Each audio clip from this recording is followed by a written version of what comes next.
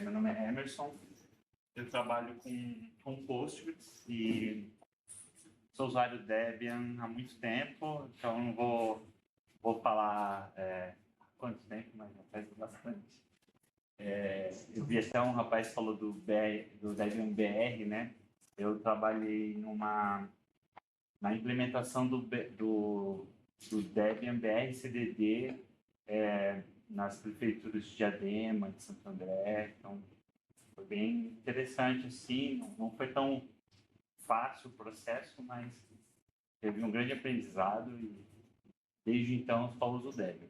Hoje eu trabalho com uma estação do Debian City na minha máquina e eu escolhi essa distribuição por conta das versões. Ela me fornece as versões assim, mais recentes dos pacotes, então tinha às vezes alguns problemas, por exemplo, para me conectar numa VPN de um cliente, né, porque ele estava lá com um servidor mais atualizado e a versão do stable não estava, então tinha que ficar fazendo essas manobras, vamos dizer assim. E aí eu pesquisei qual a distribuição do Debian me fornece os pacotes assim mais atualizados. Aí eu vi lá, Debian Stable. A primeira eu fiquei um pouco receioso, mas instalei e está aí já rodando mais de 3 anos, funcionando com um monte de Postgres aí. Eu faço meus testes, boa parte neles, e é uma ótima distribuição.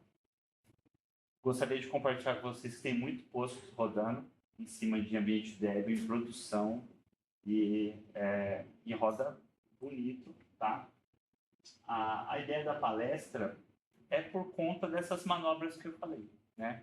Então, no início, assim, quando eu comecei a trabalhar com Postgres, a maioria dos testes que eu tinha que fazer, na minha máquina dava certo. Então, eu conseguia baixar, por exemplo, um repositório chamado PGDG, que nele é um repositório que permite eu instalar várias versões do Postgres, com apt install Postgres 17, eu instalo a versão 17, versão que já está end of life, por exemplo, a versão 11, também consigo.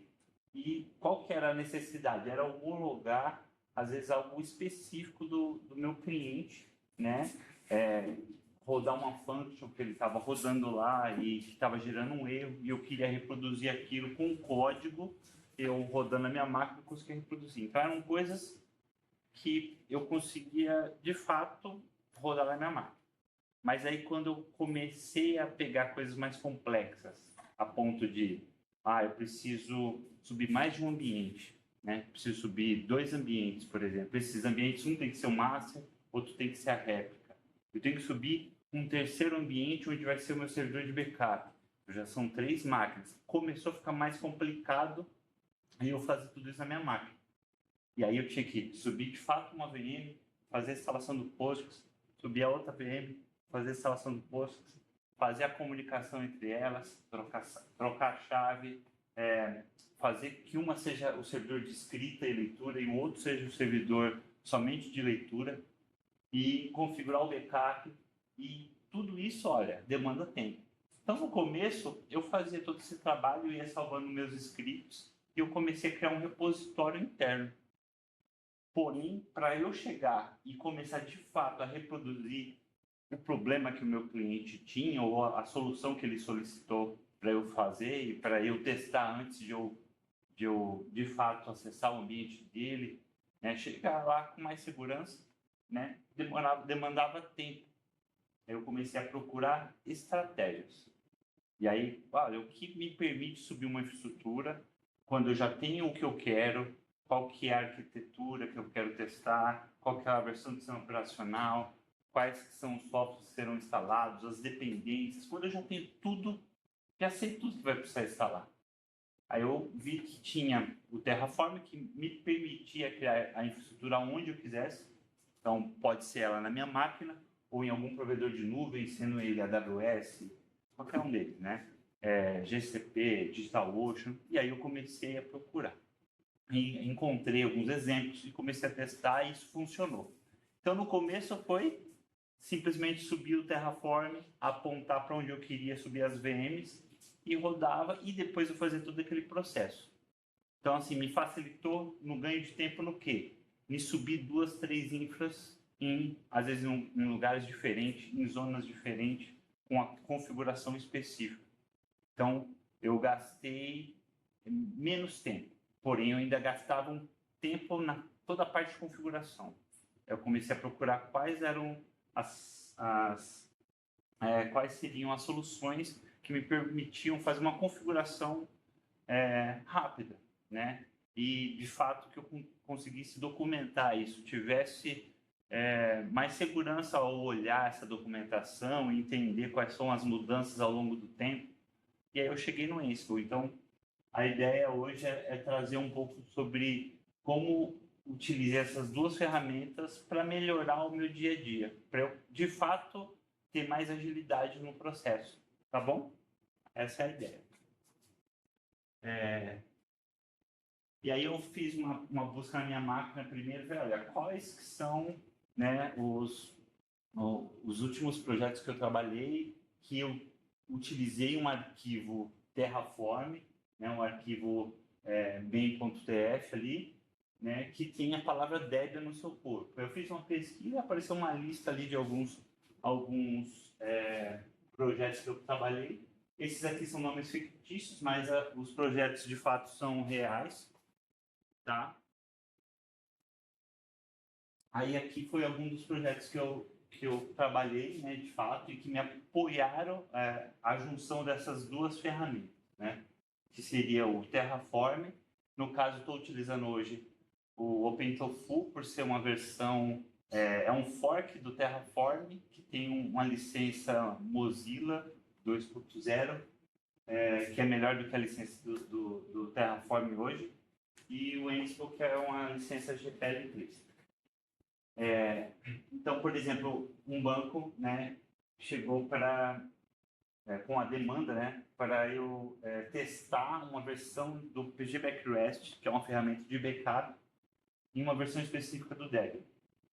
Por quê? Ele já tinha isso rodando numa versão Red Hat. Qual que era a problemática? A versão que ele queria utilizar no Debian, porque ele tinha algumas máquinas rodando em Debian e tinha um parque todo em produção rodando em Red Hat com um backup funcionando. Ele queria testar a mesma versão no Debian. Qual que foi a problemática? Esse pacote .deb não existia para essa versão do Debian. Tá? Então, se eu acessasse lá essa máquina e baixasse o PGDG, haveria outras versões daquela ferramenta. Não tinha a versão específica. Então, o que eu fiz? O cliente não me disponibilizou uma infraestrutura para eu testar, eu não podia testar em produção.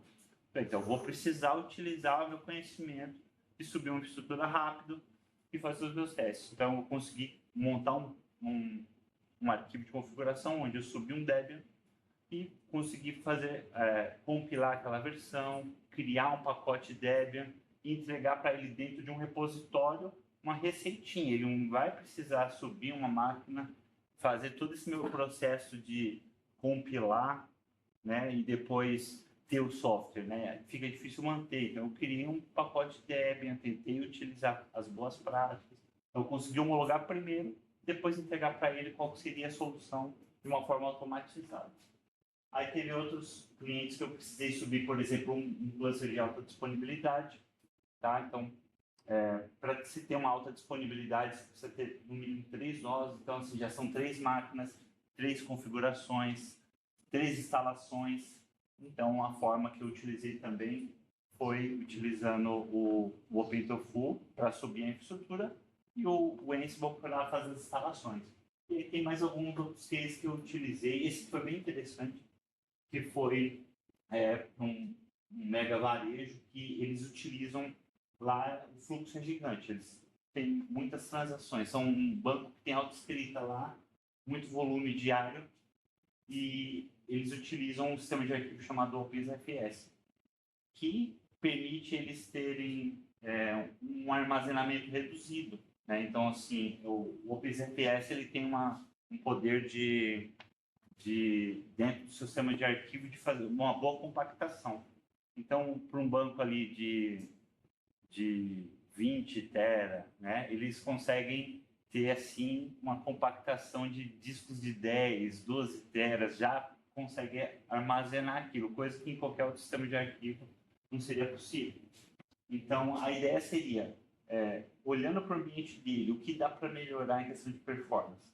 Então, não dá para a gente ficar testando nesses ambientes, né? São em produção, tem muitas aplicações se conectando. Então, a ideia foi fazer um benchmark mesmo, né? Então, criar máquinas onde eu ia ter que simular a carga, fazer os tunnings de sistema operacional, tunnings de banco de dados e dos FS e ficar medindo a performance para eu poder sugerir ele novos tunnings no seu ambiente.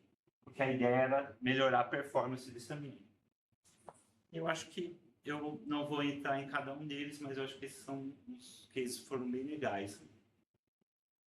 Aí eu gostaria de falar um pouquinho sobre a estabilidade dos padrões de utilizar um modelo de infraestrutura como código. Tá? Então, o Debian ele nos apoia em várias coisas, né? Como um sistema operacional robusto, que tem toda uma questão de uma preocupação com a qualidade do código. Eu participei de uma...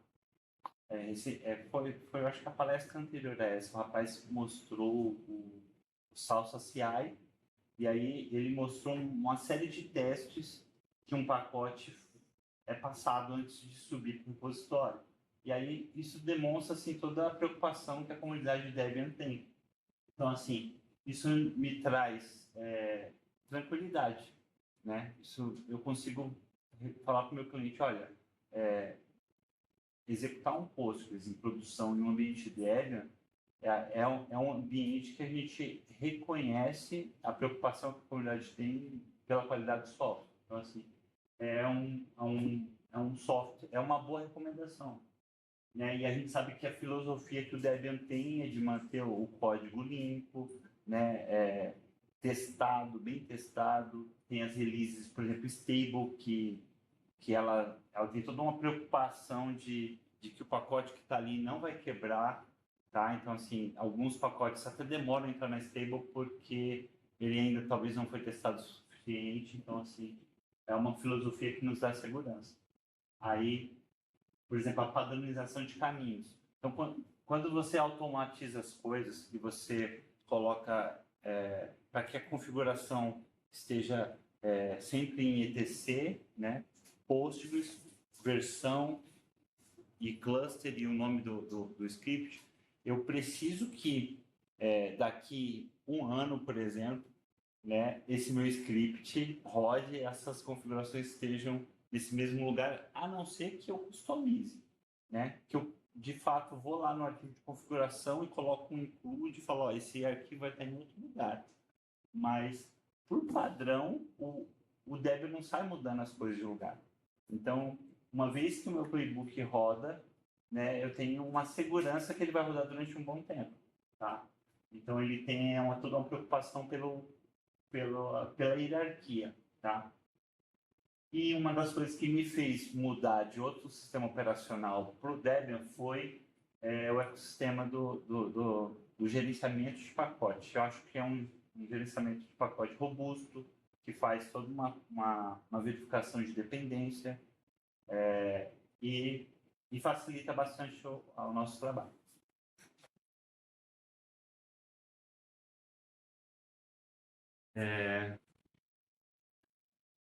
E aí falar um pouco sobre a camada de infra, né, o OpenTofu e o libvirt, que é o meu caso aqui, que eu trouxe uma demo para vocês.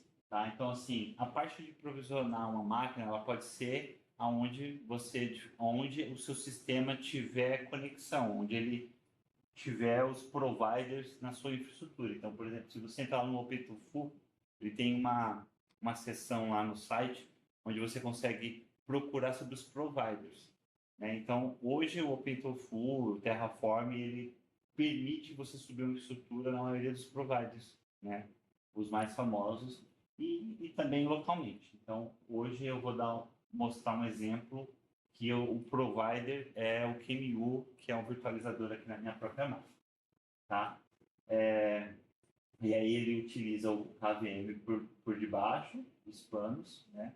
E para fazer a comunicação da minha máquina física com a minha máquina virtual, a gente usou uma configuração de cloud init. É ali que eu configuro a troca de chave, qual que vai ser o usuário que vai subir a minha máquina.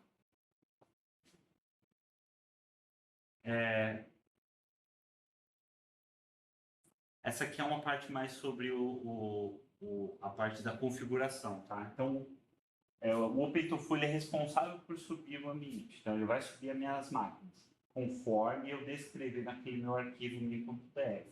O Ansible, ele vai fazer a configuração. Então, ele vai instalar o Postgres, ele vai fazer todos os tunnings que eu acho pertinente para aquele meu ambiente. Então, assim, não sei se vocês sabem, mas o Debian, ele é um sistema operacional robusto e ele é utilizado para vários fins. Então, assim, ele é para atender um usuário final, ele é para atender um desenvolvedor, ele é para atender uma pessoa que quer trabalhar com web designer, ele é para atender N situações. Então, ele não é um ambiente que vem tunado para rodar um banco de dados. Ele tem uma configuração de kernel que vai rodar bem na maioria dos ambientes. Mas às vezes você trabalha com algo que exige um tuning. E aí eu trabalho com banco de dados. E o banco de dados, as configurações padrões do kernel, elas não são as melhores para um banco que vai em produção, por exemplo. Então, aqui eu vou trazer algumas particularidades que eu mexo na hora de subir esse ambiente, preciso alterar. E que dá trabalho de acessar o arquivo de configuração, alterar aí eu vou subir 3, 4 ambientes. E cada ambiente, por exemplo, um tem 4 GB de memória, eu tenho 16, o outro tem 512. Para cada um, se eu for fazer um tuning, eu tenho que fazer um cálculo ali dos 25% para shared buffers, os 35% para effective cache size. Aí, se eu quero configurar o hash base, eu também vou ter que fazer um cálculo baseado na minha shared buffer. Então, assim, exige todo um cuidado.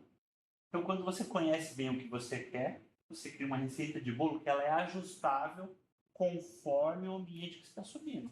Então, quando eu montei essa solução, né, de OpenTofu subir uma infraestrutura e o Ansible fazer a configuração, eu tenho que fazer que o Ansible olhe para essas configurações que eu subi na minha máquina virtual para que ela possa fazer os cálculos que eu quero.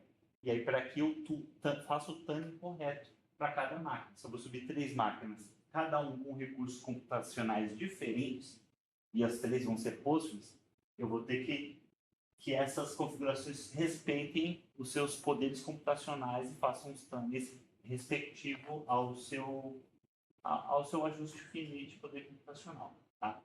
Então, o shared buffers é uma configuração do Postgres que é o cache do Postgres, de fato.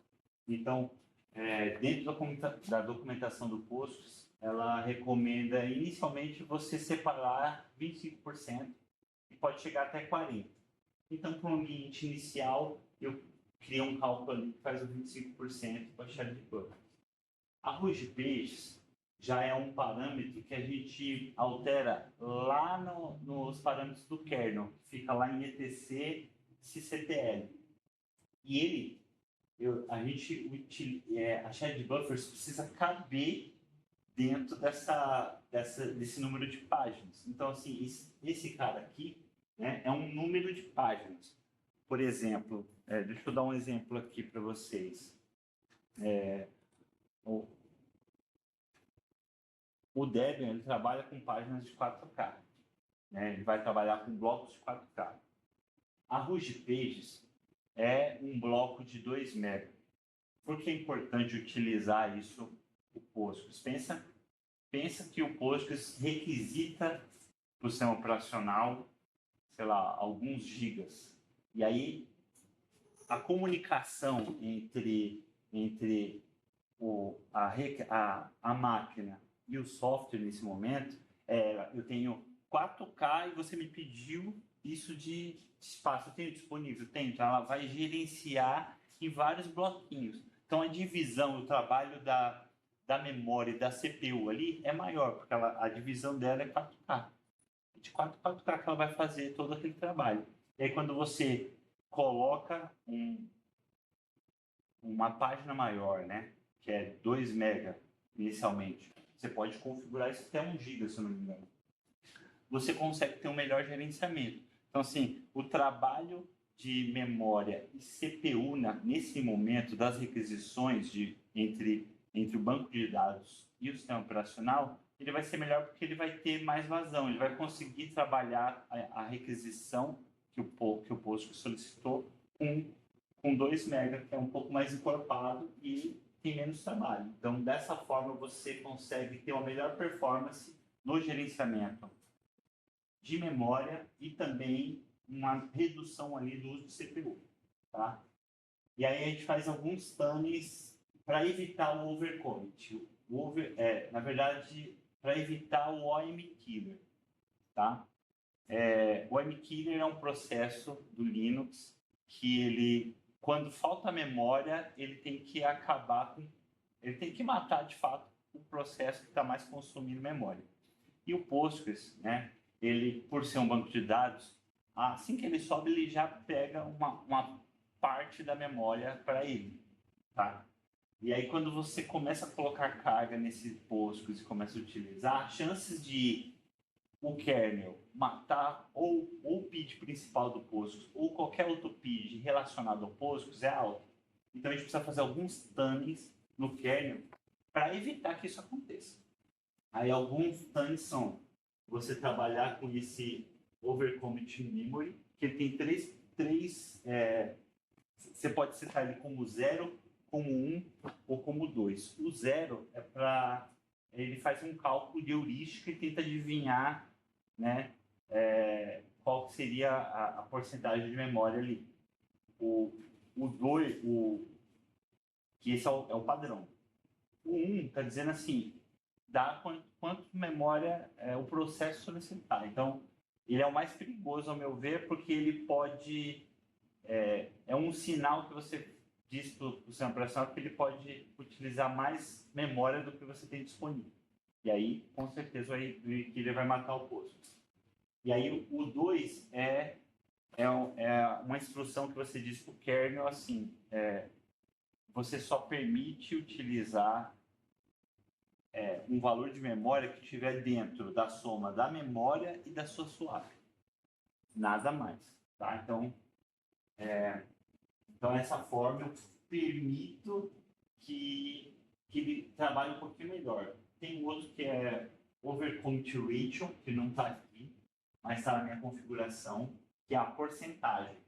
E aí, a porcentagem é onde eu calibro. Tá? Então, aqui o ideal é deixar como 2, o ratio eu deixo como 80 até 95.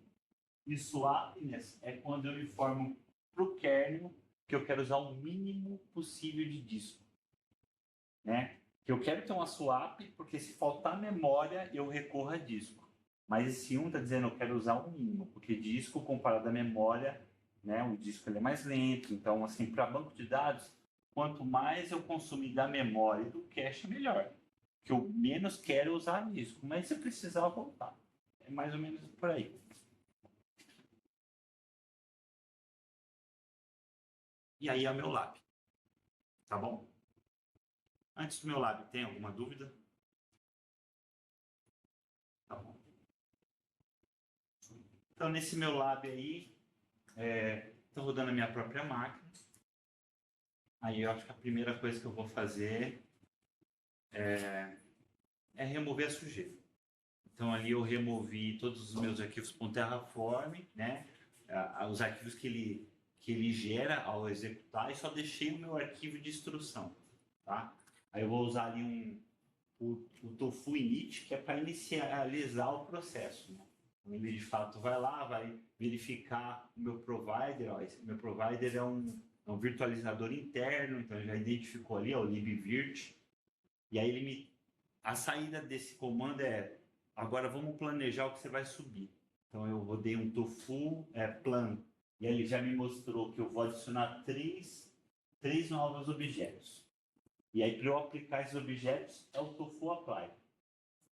Aí, beleza, aí de fato eu apliquei, tá? Então, nesse momento eu subi a minha instância, tá? Mas eu só subi um Debian por enquanto. Aí agora eu só vou voltar para eu mostrar o que eu estou de fato fazendo. Aí esse primeiro bloco aqui é aquela parte que é o que eu falei que é o comum init ali, que é a parte da comunicação da minha máquina física com o meu ambiente virtualizado. Então ali eu tenho o nome do meu usuário, que é o Debian. Eu também estou informando que eu não vou utilizar password, eu vou utilizar essa chave. Aí no caso ali é só o caminho da chave, agora que ele executou, ele mostra a chave. Aí esse segundo bloco é de fato ali os meus recursos de máquina, tá? É a minha máquina em si mesmo. Ali vai estar tipo o endereço local, mas ali vai me mostrar o nome da minha máquina, quanto de memória eu estou disponibilizando para ela, qual que é o tipo desse ambiente, né? E quantidade de CPU também. Aí um pouco mais para baixo tem a parte de rede, de disco. É isso. Qual disco que eu estou utilizando, tá?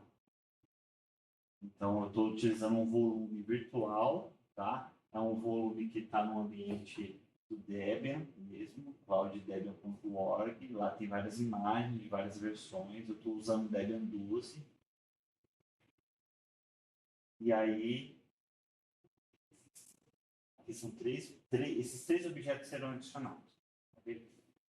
Aí ele pede para eu confirmar, de fato criar, e aí nesse momento ele está fazendo a criação de cada um deles aí. Então ele está subindo ali a comunicação com a minha máquina e tal. Ele vai te formando ali quais que são os processos, né? Então a parte de comunicação interna, o disco.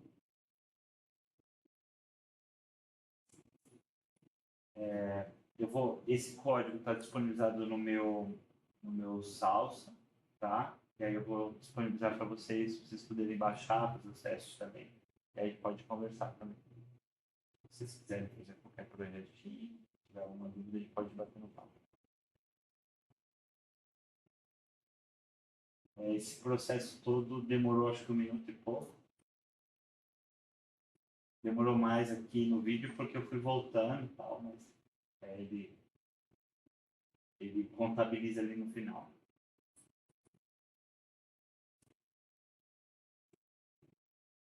1 minuto e 7. Aí aqui ele me mostrou qual que é o IP que tem que conectar. Esse é o IP da minha rede interna. Aí eu estou passando ali o usuário Debian, estou passando aquele IP. Beleza, a conexão está ok. Aí eu fiz uma colinha com aqueles parâmetros que eu expliquei, né? Então, aqueles primeiros parâmetros ali são os parâmetros os ajustes finos de kernel. Então, o que eu estou fazendo aí é só mostrar para vocês como que está de forma default.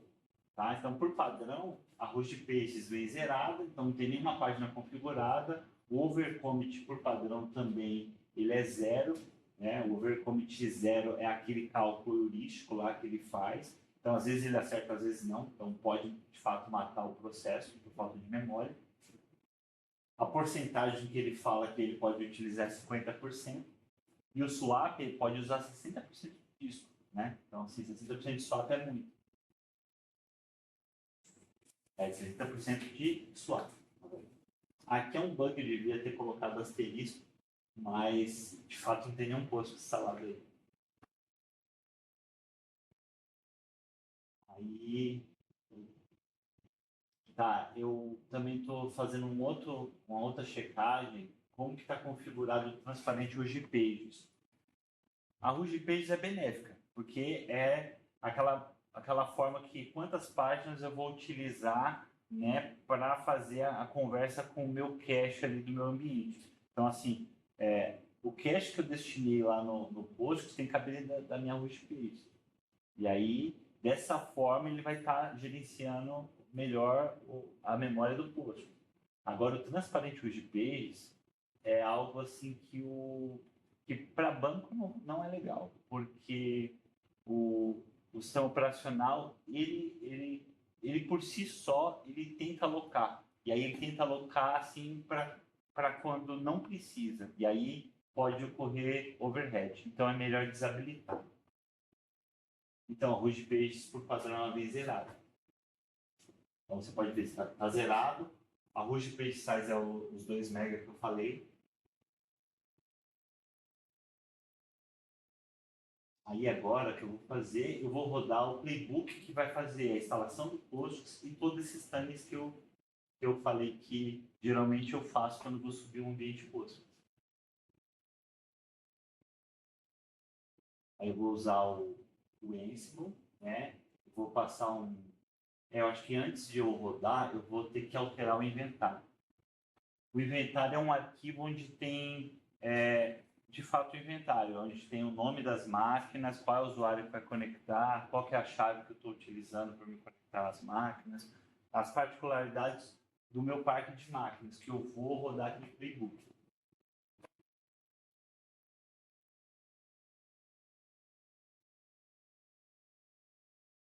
Isso, eu vou editar o inventário.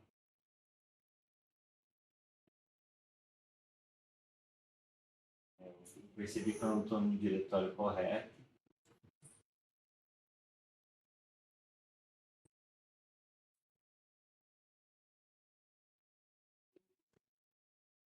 Então, aqui tem, por exemplo, quais que são a chave primária commit dev e qual que é a chave primária e o usuário para o meu lado de banco de dados. E eu alterei lá o IP da máquina. Aí agora eu consigo executar o playbook. E aí, para esse playbook, como tem mais uma máquina, eu estou limitando para ele rodar e instalar somente no LabDBA, para não instalar na máquina de desenvolvimento. Mas, por exemplo, vamos supor que tivesse 5, 6 máquinas ali. Eu poderia tirar o limite e rodar o playbook e ia fazer a instalação e lutando nas 5, 6 máquinas que tivesse lá. Se ele tivesse conectividade. Aí tem isso também. Aí beleza. Agora eu rodei. Aí ele já fez ali, ó, as mudanças daqueles parâmetros, tá? Então, o que tiver de amarelinho aqui é que de fato teve mudança durante a execução. Aí agora ele está, de fato, na internet baixando 2 pacotes. Para eu instalar o repositório, ele precisa fazer a verificação de chave. Então, ele está instalando o GNU PG e o CA Certificate. Aí depois ele instala o código.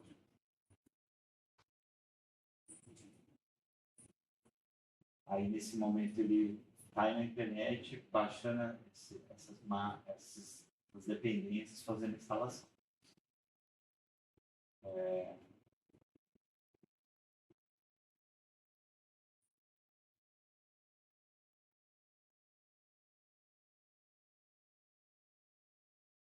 Isso. E aí, para a comunicação do Ansible, eu preciso, com o Postgres, eu também preciso de uma dependência do pai. Ele está instalando o PsychoPG2.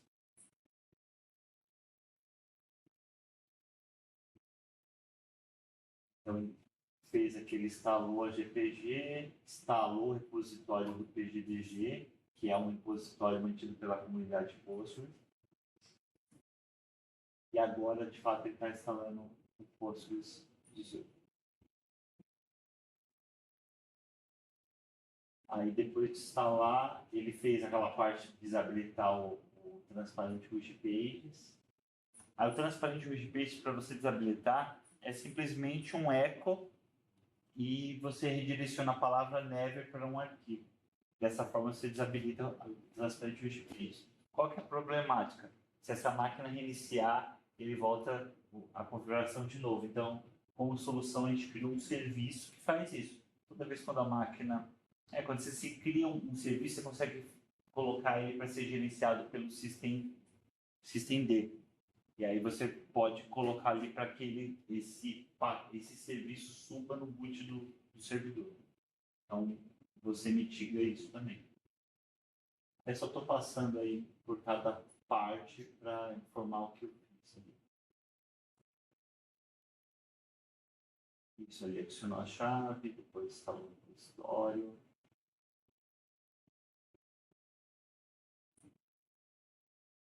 Aí tem uma dependência de comunicação, que é o Python. Aí eu fiz de fato, eu desabilitei o Transparent Ruby Pages e criei um serviço para que, de fato, ele fizesse isso no boot, tá? Por conta do sistema dele.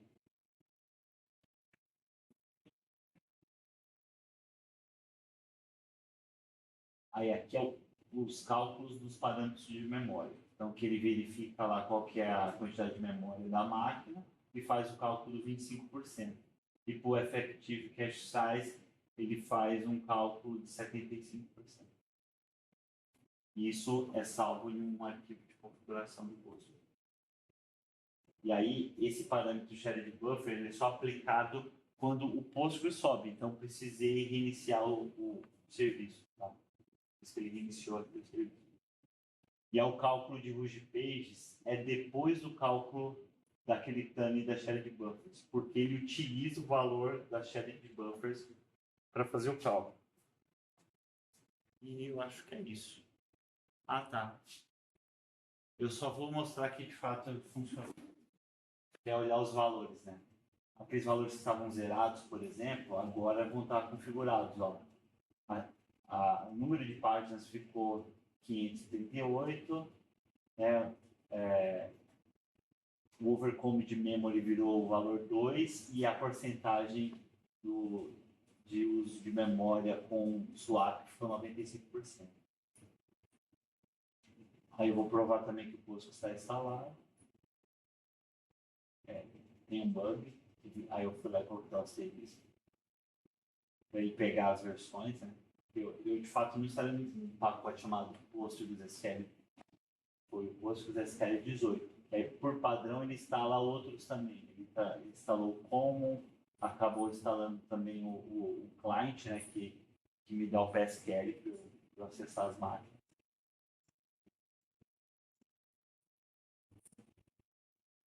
E aí também tem o Transparent Ruby Pages, que agora está Never. Ó. O shade está em volta do Never. Isso prova que o Transparent está desabilitado. E o deflag também. São dois parâmetros aí.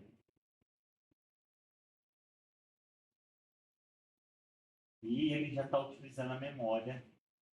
As páginas foram carregadas, ó. Estava zerado, né? Agora está aqui em teoria. Beleza.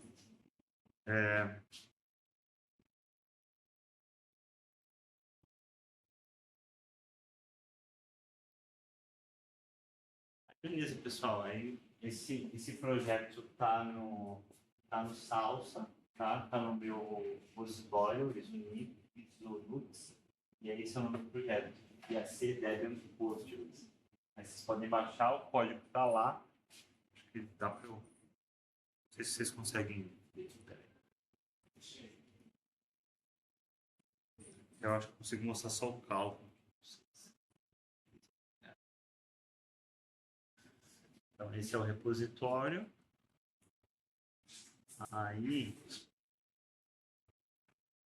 ó, eu coloquei a mesma coisa para o Terraform, mas eu utilizei na hora, eu usei o OpenTofu. A mudança é mínima.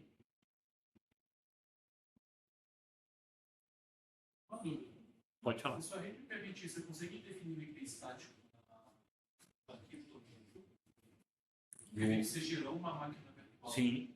Foi direto no IP local. Sim, é que esse IP ele foi atribuído pelo servidor DHCP, Isso. mas ele é possível sim. Eu fazia isso quando eu fazia com o Vagrant. E aí o Vagrant é o mesmo esquema, é possível. Deixa eu ver. Então aqui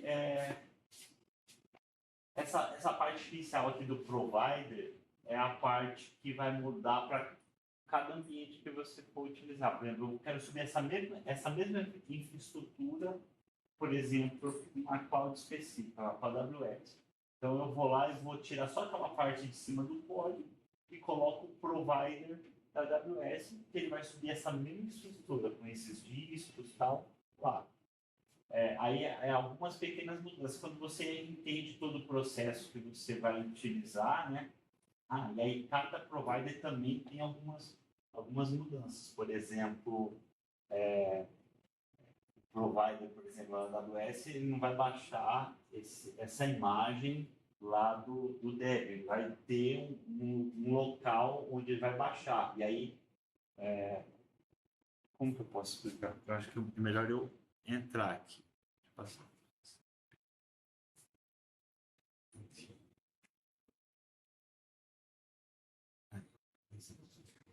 Então, vocês entrando aqui no OpenTofu, vocês procurem, por exemplo, o provider, sei lá.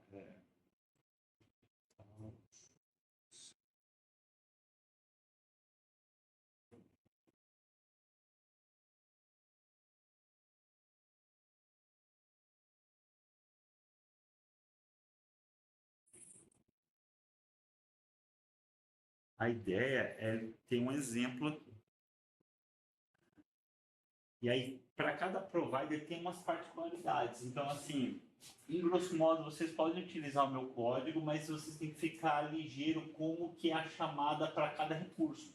Por exemplo, na DigitalOcean, por exemplo, uma máquina eles chamam de droplet. Lá na AWS não é droplet, né? Vai ser AWS underline tipo EC2, sabe? Então, assim, vão ter as particularidades. Então, é questão de olhar provider, né? Ver o código que eu disponibilizei e fazer a adaptação, beleza? Eu acho que é mais nessa linha. E a parte do Ansible que eu queria mostrar para vocês. Primeiro. Deixa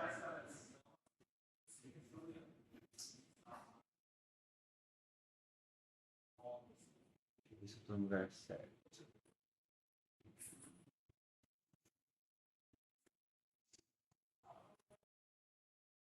Tem as tasks ali. Tá, então tá estruturado assim, ó. Na hora que eu chamo o Ansible, eu chamo esse main ponto. Não. É que existe um arquivo onde eu posso setar as variáveis, né? No caso ali eu estou falando para ele instalar o Postgres 18, né? Mas, por exemplo, é esse aqui que eu queria mostrar. Esse aqui é o arquivo principal porque ele se comunica com todos os demais.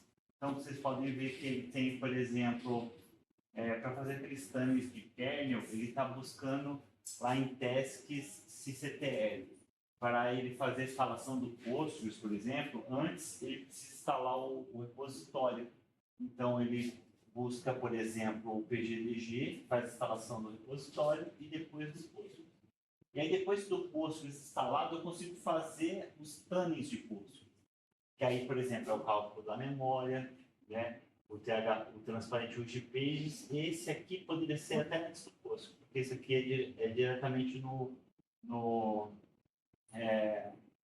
kernel mesmo, né? São os arquivos de kernel. Mas, por exemplo, a root pages é um parâmetro que ele exige que os cálculos de memória sejam feitos primeiro, porque ele utiliza. Por exemplo, ó, os cálculos de memória, eles já estão aqui em Ansible, Task, nem Postgres, por exemplo.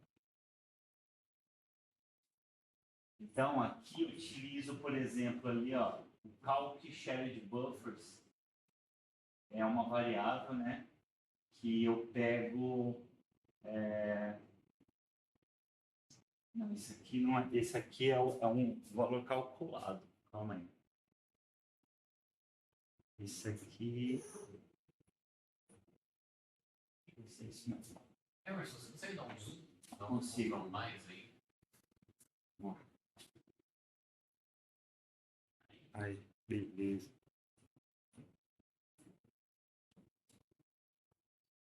Isso. Tá, então, assim, esse parâmetro do cálculo de memória, ele busca informações da minha memória. Então, esse bom memory total MB é um parâmetro que, quando eu rodo o playbook, ele pega parâmetros de quantidade de memória, de CPU, aí ele pega em mega. Aí eu faço o cálculo ali vezes 0,25, converto para inteiro, e aí esse cálculo que eu injeto lá no meu postgres.com. e aí eu salvo esse valor dentro de uma variável chamada Calculate Shared Buffers, que eu vou utilizar em outro playbook, que é o que vai fazer a parte de transparente Ruby Pages, por exemplo. Aqui, ó. Aí, transparente Ruby Pages, eu utilizo o Calc Shared Buffers, que veio do playbook anterior. Então, assim, existe uma dependência dos playbooks ali. Conforme você vai configurando o seu ambiente manualmente, você consegue entender que, olha, eu preciso executar isso primeiro e depois eu tenho que executar isso na sequência, porque isso aqui é mandatório. Então, assim, você consegue depois criar os seus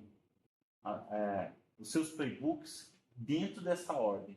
E aí, se algo quebrar, né, o playbook pode parar, te informar qual é o erro. Então, assim, você pode utilizar bastante isso ao seu favor, até para você entender o processo de instalação e as particularidades de cada ambiente. Pessoal, eu acho que era isso. Se vocês tiverem mais alguma dúvida, estou aqui para trocar ideia e para a gente poder tentar apoiar o que vocês precisarem. Beleza?